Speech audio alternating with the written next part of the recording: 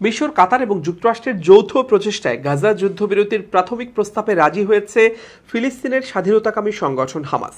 তবে ওই প্রস্তাবের পুরোটা মানতে নারাজ ইসরায়েল।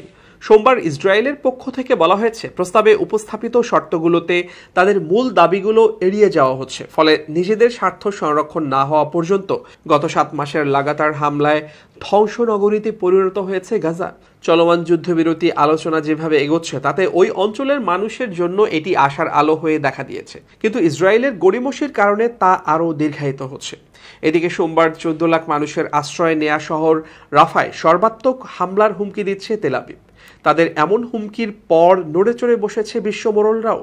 রাফাতে হামলার বিরোধিতা ও এ ব্যাপারে নিজেদের নিয়ন্ত্রণ করতে ইসরায়েলকে কঠোরভাবে সতর্ক করেছে তাদের সবচেয়ে ঘনিষ্ঠ মিত্র যুক্তরাষ্ট্র।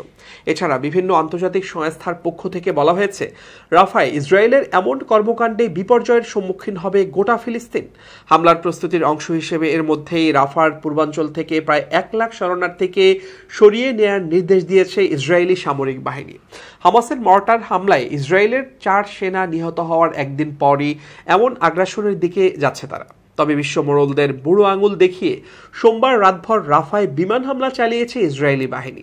নাগরিক সরানোর নির্দেশের কয়েক ঘন্টার পরই রাফায় বিমান হামলা শুরু করে তেল আবিব। এতে এখন পর্যন্ত 12 জন নিহতের খবর পাওয়া গেছে।